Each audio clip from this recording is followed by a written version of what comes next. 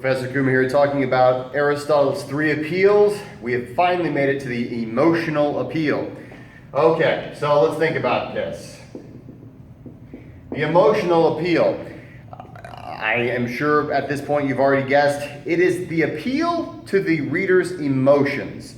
Yes, that is true. Now, I want to make this very clear. It has nothing to do with your own emotions. If you go on about how something makes you angry or sad or whatever, you're talking about yourself, that is not making an effective emotional appeal. To make an effective emotional appeal, you need to plan to tell the audience something that will make the audience angry, or make the audience sad, or make the audience emotionally moved in some way. So, how do you do that? Well, you remember the other appeals? You need to know the other ones first. You need to understand what the audience values. Do you remember which appeal that is? It's the ethical appeal.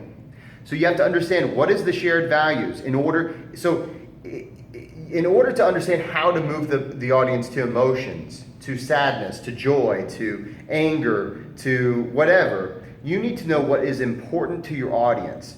What would the audience find sad? What would the audience find to be something that is good?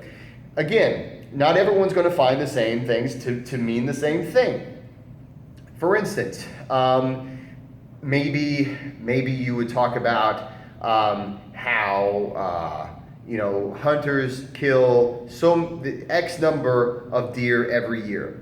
Some people will find that to be just a regular fact. They're like, well, of course, that's no big deal. Hunters do what hunters do, and it's wonderful. Some people will hear that and say that is unconscionable. That is, you're murdering animals, right? So there's going to be a difference as to how your audience will take it. So in order to effectively make the emotional appeal, you must understand your audience, and you must understand your audience very well. You must know how to make a good ethical appeal in order to make a good emotional appeal. Now, we've already talked about, maybe you've watched the one about the logical appeal, but the logical appeal is also going to be related to the emotional appeal. But sometimes you do this effectively, sometimes it's ineffective. But if I said, last year, 40% of all students who attended Vincennes University were tragically gunned down. I'm teasing. That didn't really happen. But if I said they were tragically gunned down, 40% of students were tragically gunned down walking back to their cars. Man, that's terrible, right? And I promise that is a completely made up statistic. That is not true. But that is a statistic that would scare a person going to VU, especially, right? Or it would really make you, it would evoke some kind of an emotion, fight or flight. It would evoke fear. It would evoke anger. It would evoke sadness because, man, that's a lot of people that died.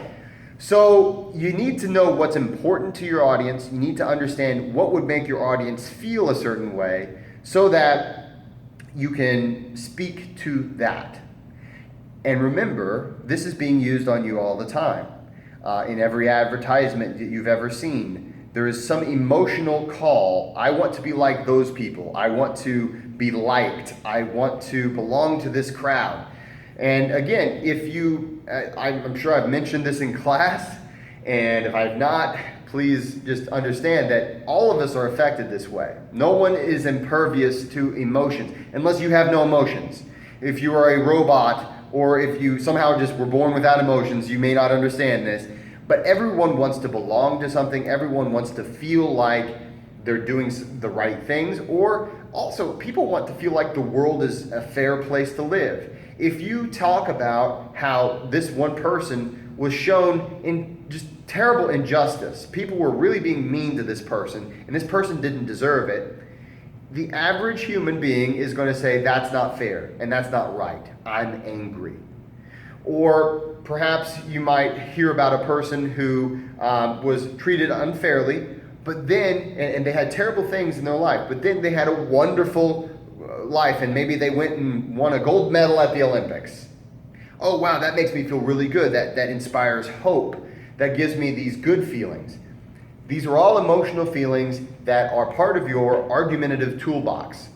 Aristotle's three appeals are all parts of your argumentative toolbox. They are things that you can use.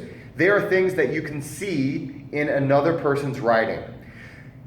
Classic example is this. Perhaps the author is going to write about maybe injustice, or they're going to write about, maybe they're trying to get you to donate to a specific cause. One of the most classic examples is whenever maybe you've seen a television commercial, maybe like the dog, the battered and abused dogs there's an animal shelter, and they show the dogs, and they're sad, they're in real bad shape. It's kind of an emotional thing, and you feel sorry for the dogs, and so they say, give us money so we can help these dogs. Well, if they showed the dogs and they had no problems, and these dogs were having great lives and things like that, and you never saw how bad the dogs had it, you would probably not be as emotionally moved to give them money. You need to feel like there is a need for action. You get that? That is how you make an emotional appeal. You need to emotionally feel the need to make action. That is the way a human being works. So when you are the writer, when you're the author, you need to make your reader feel the need to take action. Or you need to make your reader feel the need to change his or her mind. Okay? To be angry that this injustice is going on. Or to feel sorry for this group of people. So that's why we need to help them. Or to be happy for this group of people, and so that's why we need to continue to support them.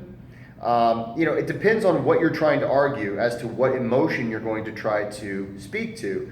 But just remember, a strong emotional appeal, whether it is you trying to make it or an author trying to make it, some other author, a strong emotional appeal will always appeal to the reader's emotions and make them feel something that will make them want to make a change, or it will make them want to move to a certain action.